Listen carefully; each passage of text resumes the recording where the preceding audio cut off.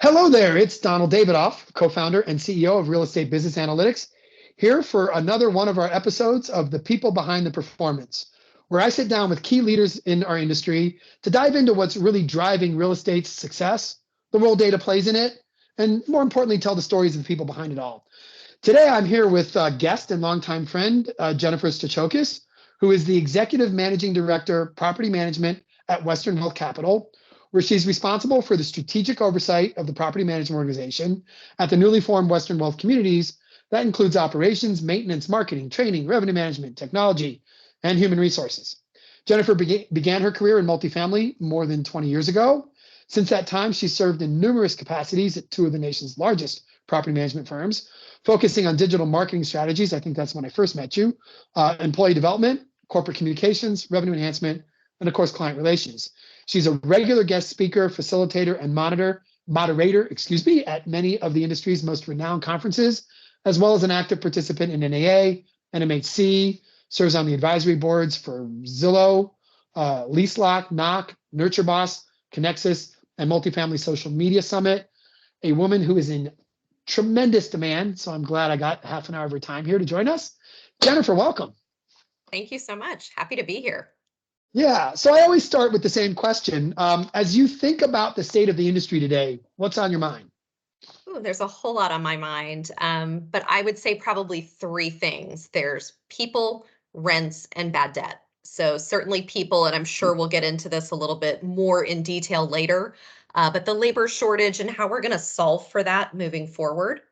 And then I would say rents, right? We've seen tremendous growth. The main markets that I'm in, Nevada, Arizona, and Texas, saw some of the largest rent growth across the entire nation during COVID. And now we've seen a waning of that starting last summer, definitely into the fall, and now into this year. So certainly crafting strategies around that. And then last but not least, bad debt. So still having that COVID hangover, you could say, now that all of the assistance for our renters has dried up, and coming up with some creative ways to make sure that we collect on that money. Mm-hmm. Excellent. Well, let's turn a little bit to the personal side. I always like to know, how did you get started in this industry? There are so many fascinating paths for people to end up in multifamily housing. So I originally thought I had a unique story, but come to find out, I've actually met other people that have similar. So I was working a job after college and decided to go back to graduate school. And the apartment community that I lived in, I walked into the elevator one day and saw a flyer, because for those of you that are younger, this was 20 plus years ago, Yeah. and saw a flyer So in the you elevator. went to grad school when you were 12? Exactly. There you go. There you go. That's the secret. So they were looking for fun, enthusiastic people that wanted to save money on their rent. And I thought, bingo, this is perfect. I'm going to grad school at night. This would be a great way to supplement that plus save money on my rent. So walked into the leasing office and was hired on the spot, and thought it was like a 1.5 to 2 year gig till I completed school. And then you get sucked in like so many people do, and just fell in love with this industry. Yeah, I refer to it as the flypaper industry, right? You randomly fly into it. I mean, I came in through a tech software company. Same thing. That was 24 years ago. So it is definitely the flypaper industry. I mean, I know you've worked with some of the premier companies in the industry. I mean, along your journey, who's been the most influential professional mentor for you? Sure. So I think, when I think back to when I was just getting started in my career. So again, I was going to grad school. At that point, I was a leasing professional on site, and I thought this was a temporary gig. And then about 6 months to a year into it, there was a position in training that opened up in our corporate office, or in our regional office, I should say, in Washington, D.C. And I went and interviewed thinking, there's no way I'm going to get this job. I have very little experience. And this gentleman, John, who I ended up working for about 7.5 to 8 years, he took a chance on me. He saw something in me that he would call, he's from Texas originally, but he calls it sickum. And he said that I had sickum, right? That I saw an opportunity, and that I was really passionate about what I was doing, and passionate about being successful and moving the company forward. And he said, I'd rather take a chance on somebody like that I can teach, than hire somebody that has a ton of experience, but maybe doesn't have that sickum. Am I correct what sickum is? I think so. Yeah. Okay, I'm guessing, especially coming from Texas, it's a notion of I see anything I want her to go do, I can say sick 'em, and off she goes to. Exactly. And Okay, she's going to get it done, right? there you go, there you go. No, it's funny. My mom actually, I mean, I grew up. My parents had a travel agency, and my mom always said she'd rather hire somebody fresh who didn't have bad habits, so she could teach them the right way, than to That's hire great. somebody with bad habits you have to unteach and then reteach. And that's it's always been a very interesting lesson to me. Mhm. So you mentioned a couple of challenges already, but when you think about Western Wealth, I mean, you guys have a very interesting business model, very investment management driven business model. Maybe talk a little bit about what some of the key challenges Western Wealth is facing, and again, maybe even touch a little bit on, a lot of people are used to being in a fee manager, they're used to being an owner operator, a REIT, whatever. You've got an owner operator, but with a really, really heavy investment thesis and investment management style. I think the audience would benefit from kind of a little bit of compare and contrast to what that means. Sure, absolutely. So for around 20 or so years of my career, I spent it in fee management, worked for two of the largest fee managers in the country. Mhm. And at one point you kind of feel like, well, do I want to change? Do I want to go work for an owner manager? And so when this opportunity Mhm. came about, I was really excited about it. But there's also not that much difference between some what you would call owner managers and fee management. So we still Mhm. have majority investors in some of our deals that act Yeah. as if it's a third party. One of the Oh. major differences would be is that we still get to dictate what our tech stack is, and that's a Mhm. huge positive in my mind. Working for Yeah. large fee managers, you're at the mercy sometimes of what your institutional clients, what technology they want you to run. And it's really hard Mhm. to control and manage that. So that is one marked difference. And we still do drive the strategy and the business plan, but we have another layer that we need to, get approvals and get buy-in Mhm. from. But when I think about challenges in our organization, the biggest thing, and I think many of us have been talking about this as a broken record for a couple years, is really the labor shortage. We've Mhm. somewhat figured that out. But at the same time, we're coming up with other solutions. And our solution is what we called enhanced services. Many other people in the industry call it centralization. So, Yeah. thinking about, I call it what the noise is on site, meaning what are those tasks or functions that are taking my on-site teams away from interfacing with the customer, closing the sale, taking care of the Mhm. maintenance request, and collecting rent. Again, if you really narrow down what our business is, those are three of the main functions that we're responsible for. And everything else beyond that, or some of those things that impact it, really can be noise. And so we've really taken our approach in the admin perspective to look at what are the things that create noise? What are those tasks and functions we can take away and have a corporate resource handle? And then we can Mhm. also reduce the leakage that's taking place, because when Mhm. you have so many generalists that work for your organization on Yeah. site, they're not specialists, right? They're good at just about everything, but they're not great at anything. And Mhm. so, really thinking about having a specialist or specialists in house that can take care of the noise and then free up our on site teams to really focus on the customer. Yeah. What's maybe an example of one or two things that you found are the noise that either you have or you're working on bringing into that central Absolutely. So, organization. we've highlighted 10 different things. I'll just talk about maybe Mhm. one or two, but one of the main ones was renewals. And the Mhm. whole renewal process, right? Working with revenue management to figure out what the offer is going to be and the lease terms that you're going to offer, drafting the letters, or not really letters anymore, but everything's digital, but making sure that the Mhm. offers are completed, that they're being sent out, that they're then being shepherded through the process with the resident Mhm. to select which offer. So we've taken all of that.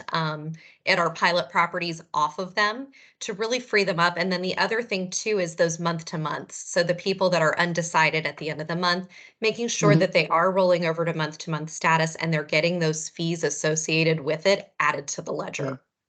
I mean, with my revenue management background, I love the notion of taking renewals off, because I always felt like 364 days of the year we're win-win with the resident, and then one day we're win-lose, right? If Right. they can negotiate, they win, we lose. If we can hold on to that renewal offer, we win, they lose. And it always struck me as like that poor leasing manager who's supposed to be providing service is now the one delivering bad news. If Right. you, I mean, I'm imagining, you're shaking your head. So I'd love a little bit of your thoughts of what you're experiencing with your pilots. But I imagine like by centralizing, you can also sort of depersonalize that a little bit, let them be the good guy. And if you need a bad cop on renewals, it's not the person giving service who suddenly has to be the bad cop one day a year. Absolutely. And that's exactly what Mhm. we're seeing. And I will say just a couple other functions we added to, like move-ins and move-outs, making sure all of the charges at Mhm. move-in are allocated properly. Upon move-out, Mhm. making sure we utilize lease insurance, making sure that we're filing a Yeah. claim if there's money out there to be had, which that noise, as best intentioned as a manager may be, it Mhm. sometimes gets lost in the shuffle. Yeah, I'm And also, I so mean, I, oh, I'm sorry, let me let you finish. Oh, no, I was gonna say, we did get pushback at first, right, when we Mhm. rolled this pilot out because people feel like they're getting tasks taken away from them. Or on Mhm. the other hand, they feel like it's Big Brother looking at everything that they're doing.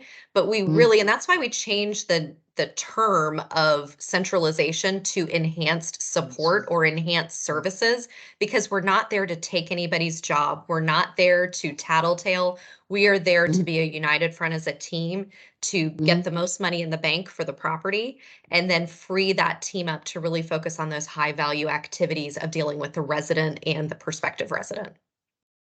Yeah, so two thoughts that was going through my head as you were talking. I mean, one is I sort of noticed most of what you listed off was sort of under the aegis of compliance. Mhm. And I go back to, well, it's a lot easier to have a couple of people do compliance for many properties than all these leasing associates, some of them even part-timers. So that seems a really good idea. And then I'm back to, it's hard to, I mean, who is really good at customer service and also good at compliance? Because Right. compliance is sometimes about being a hard ass, right? Mhm. And so, I feel like you really are enabling the people on site to be the heroes. And again, not that people essentially become mean, but they're more focused on task and task compliance. That's That's right. fascinating. And they can take So the emotion out of it, right? that, yeah, exactly. The emotion. I mean, when you live with your customers, it's hard not to be emotional about them, as I would want them to be. The other thing is, I sort of heard, the whole pushback and how you won them over. That touches on, one of my frankly favorite topics in any business, which is the issue of change management. And I know from your former jobs, I know from panels I've listened to you as well. That's something I think has been a passion of yours through your career. So yeah, so talk a little bit about kind of your go-to moves on change management. How do you win the hearts and minds? Because at the end of the day, if they buck on site, that's just going to cost you money. It's not really going to work. That's right. I think it all comes down to a couple different things. I'm a huge believer in over communicating. Mhm. Sometimes when I work with people, it can frustrate them a little bit because they're like, man, you like to communicate a lot or you want to know everything. But to me, I'd Mhm. rather over communicate, especially when it comes to our on site team members. So we're fully transparent about what we're doing and why we're Mhm. doing it. It's really Yeah. important for them to understand the why. It's not, again, that we're trying to take jobs away or try and figure out what they're doing wrong. It's trying to Mhm. help make them better and be better in their career. And I found with change, I'm a huge embracer of change. It's the only way that we can continue to grow and develop. And again, sitting down with people and really listening to understand what are the problems that we're trying to solve for. So then we're Mhm. actually building a process that's solving a problem for them instead of solving a problem for us only. Mhm. And to me, it's just, again, over communicating at every point in time with this pilot.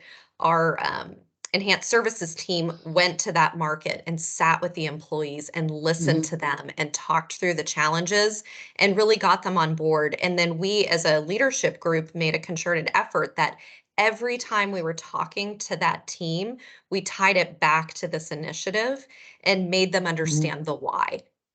Yeah. No, I've had other people bring that up, and that whole the why. I mean, I'm sure you're familiar with the famous Simon Sinek TED Talk on why. Um, that is such a go-to move. Uh, so the empathy needed. You mentioned like we have to solve a problem for them, not just for us. That really requires a lot of empathy. And to be honest, not everybody is born with empathy. Our sort of political fights of the day really reward lack of empathy. Right. I mean, as a leader, how do you bring empathy out of people? I do believe empathy can be learned. I mean, certainly some people are born more oriented to it or not. but I do think empathy is a skill, not just a talent. And I'm sort of curious, A, do you agree with that? And then B, how do you bring empathy out? How do you encourage that? Um, so that people actually do look at the world through other people's eyes. Yeah. No, I mean, it's something that I'm a strong believer in. Something I've Mhm, always said at this organization and what we built the foundation on is that we have to lead with kindness. And mhm, so often people like to nitpick and find the negative and focus all of their energy on the negative. And we've mhm, really tried to do something different. And yes, we have to address and talk mhm. about the hard challenges that we're facing, but it is so critical that we celebrate the wins, Yeah. small and large, and really focus on a lot of the positivity, because the more we reward the good behavior, the more we're going to see it. And I think when Mhm. it comes to empathy too, and when I think about taking and removing this noise off of the properties, I know very few amazing salespeople that love to do paperwork and admin work. Yes. Very few. The best salespeople I know, when I got into this business, they saw dollar signs when the phone rang, can see dollar signs when the email leads come through. Those are your best salespeople. They're not the people that are typing up leases or sending renewals or all of that paperwork. And our industry definitely has this weird Yeah. shift where we're trying to force those great salespeople to do all these functions that they have no interest in doing. I mean, we're one of the few industries that I can think of where sales reports to operations, Right. right? You know, Right. I mean, it is interesting here.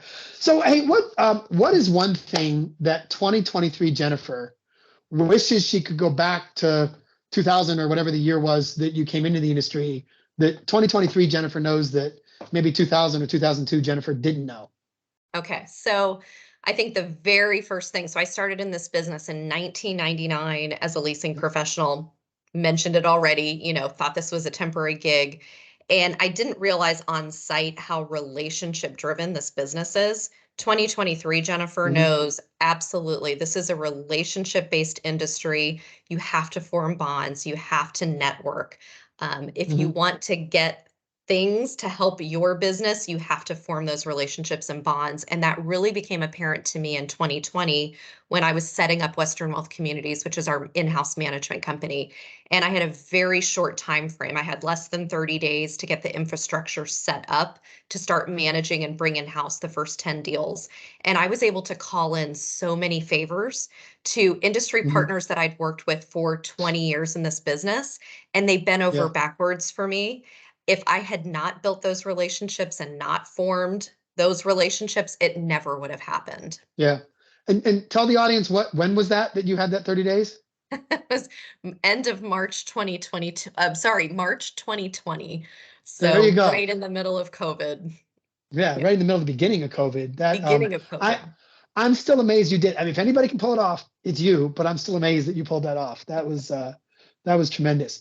So what I mean, sort of back on that education and learning theme, what are some of your favorite industry resources or industry publications or places where you either still learn or early in your career you learned and you would recommend to others?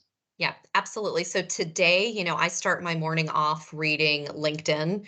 I read the daily rundown every single day, and then I have a couple different pieces: the Morning Brew, the Skim, and the New Hmm. York Times morning read. So I read those to start. There's often real estate articles in there, or HR, or things that touch our business. But I Hmm. really mine LinkedIn, and I follow various thought leaders within, our industry, and just see what's out there, because LinkedIn really is a great place because you can either see individual posts and their thoughts, or you can get connected to all the articles and the information that's out there. Hmm. Is there maybe a myth, a common myth about the industry that sort of bothers you that you would dispel? Yes, a myth I would say, like with friends of mine that have nothing to do with Hmm. the industry, there is this myth Yep. that we're the greedy landlord. And a lot of it has to do with how the media has portrayed us over the years. So I always relish with the opportunity to talk about what our business does and how much we give back to people in general, and what a personal experience it is that we deal with every day. And I'm always trying to remind our team that this is somebody's home and it's a big responsibility that we carry, that we're maintaining it for them and we're providing home for them. And so it's really Mhm. important. And, during COVID, I did have a lot of animated discussions with friends that they would see things on the news. And I would explain to them that, of course, we Yeah. don't want to evict somebody, but what the impact is to us and our Yeah. investors if people don't pay rent and what the trickle down effect is. Yeah, I was always amazed. I mean, that whole movement for a rent strike, nobody was in front of Kroger or Safeway suggesting that people go in and steal bread, Right. and steal meat. I mean, even, food inflation is terrible, but nobody's saying that the grocery stores are solely to blame because they're so greedy. It is interesting. I think as landlords we start a step behind lawyers, but I think we're at least ahead of congressmen these days. I'm not quite sure. I think you're right. Um, yeah. So am I correct? You recently, or I'm not sure exactly, I recently won the Arizona Multi-Housing Association Executive of the Year Award. I did. Yes, it was a Tell me, huge tell me, honor. tell me about that. Yeah, tell me about that. Sure. So my team had nominated me for the award and went through an interview process and made it to the finalist round. And I was up against two other amazing executives here in Arizona. And I was fortunate enough to win the award. So it was a Mhm. huge honor. And what I honestly believe is that really the Executive of the Year award doesn't truly exist. It's the property management company and the property management team Mhm. of the year, because you cannot have a successful executive without the support Yeah. of an amazing team behind you. Yeah. Otherwise, that's just somebody sending a bunch of emails that nobody reads. Um, That's right. yeah. Well, let's turn a little bit to near and dear to our heart here at Reba. Obviously, data. Um, the term data-driven decision making gets tossed around a lot. It's almost become a buzzword like quality service or luxury apartments. I don't Yeah. know, that it has any intrinsic meaning. So, what does data-driven decision making mean to you?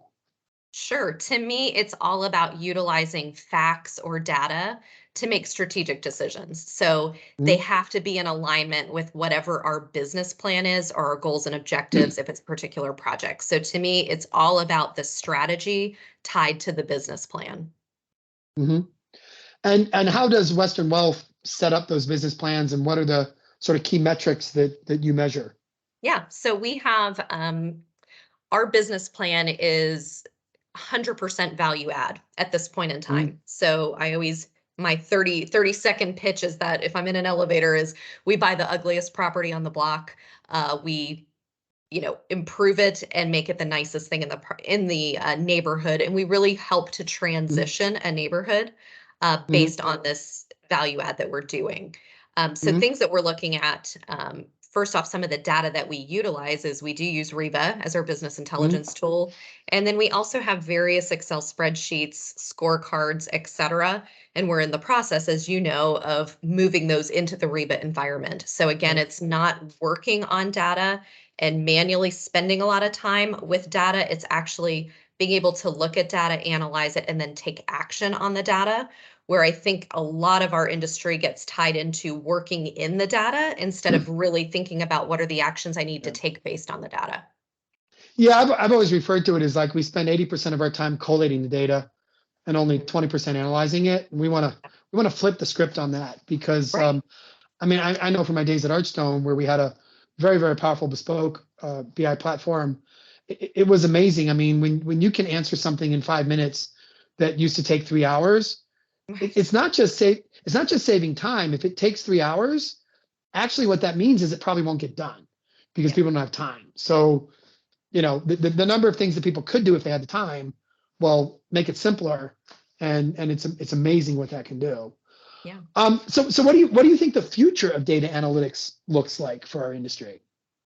I think again, it's going to be more action oriented. And I think those platforms Mhm. that can actually trigger some of the action. So again, taking some Yep. of the thought out of it, especially for the smaller operators that don't have a large team of people sitting there analyzing data and making recommendations. But I think the tech that can actually trigger some of the actions is where the future Mhm. is going. Yeah. That would be my thought. What what what's the biggest threat to data? The biggest threat to getting to there? I think the biggest threat is it's all about having the right resources, to Mhm. get us to that point. I truly Yeah. do think that.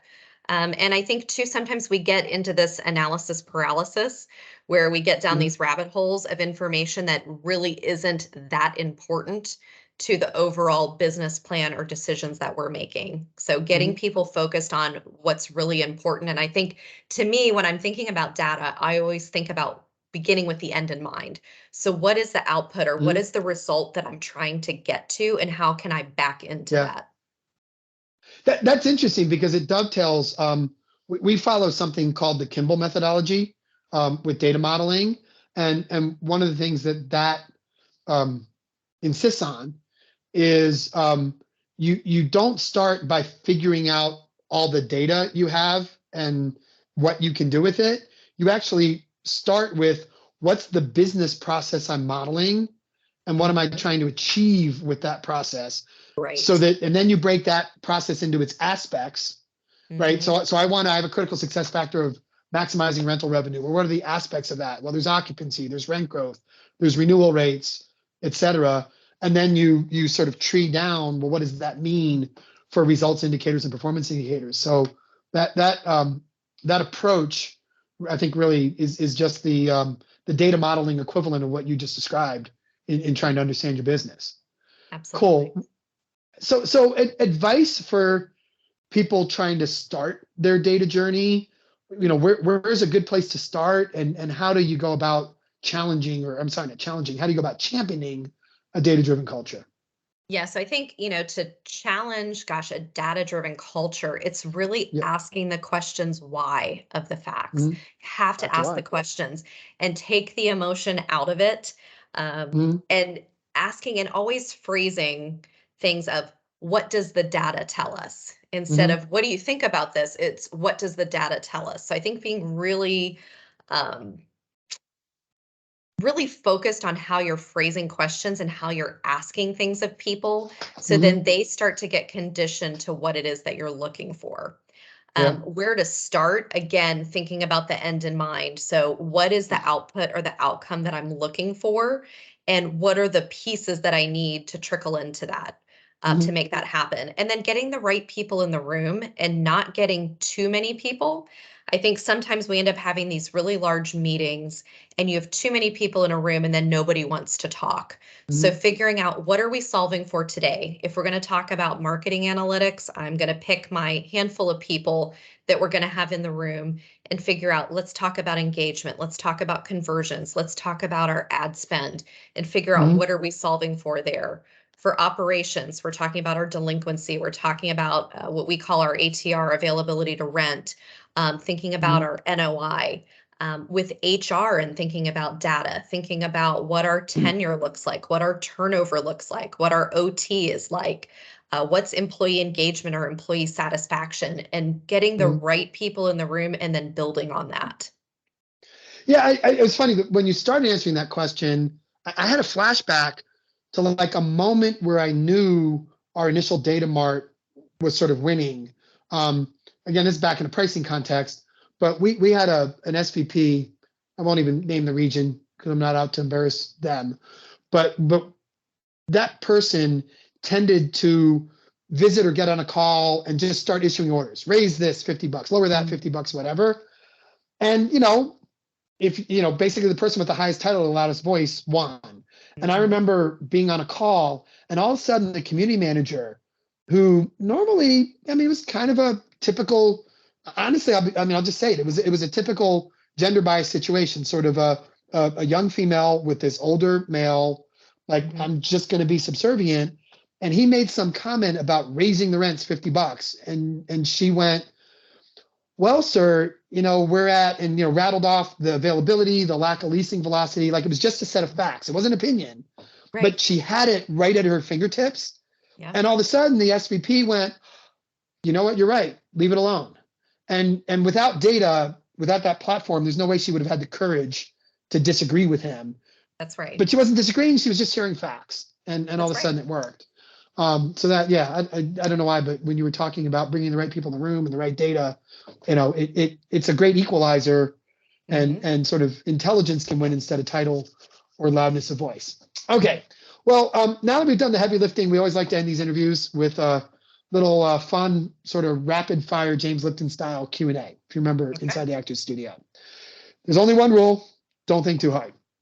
Okay. Okay. First question. What book has influenced you the most? The Daily Stoic. I read it every day, every year. Cool. What's your favorite time of day? Early morning when I first wake up. I've got a clear head. What's your favorite app? Probably it's called Bella Beat. It's my fitness tracker. And it also allows me to have my daily meditations and track all of my goals from a fitness perspective. What's your pet peeve? Ooh, where do we begin on that one? But I would say people just rudeness, especially rudeness for no reason. I was going to say, should I bring your husband on, like phone a friend, and find out what he says your pet peeve is? Okay. What's your spirit animal? Mm, I think a butterfly, right? They're able to transform and change. So I'd say butterfly. I love that. If you had to eat one food, or I'm sorry, had to pick one food to eat forever, what would you eat? Oh, that one's easy. Macaroni and cheese. And what's your go-to for having a good laugh? See, actually, my husband, he always makes me smile and he's always got a joke or something funny to make me laugh. Excellent. Well, thanks again for sharing your insights with us today, Jennifer. Where can everyone find out a little more about you and about Western Wealth? Absolutely. You can check me out on LinkedIn, and then you can check out our companies, westernwealthcapital.com and westernwealthcommunities.com. Yeah, it's a great story happening at Western Wealth. As you said, not a particularly old company yet, but people are going to keep hearing about it. Excellent. Well, thank you, Jennifer. Thank you.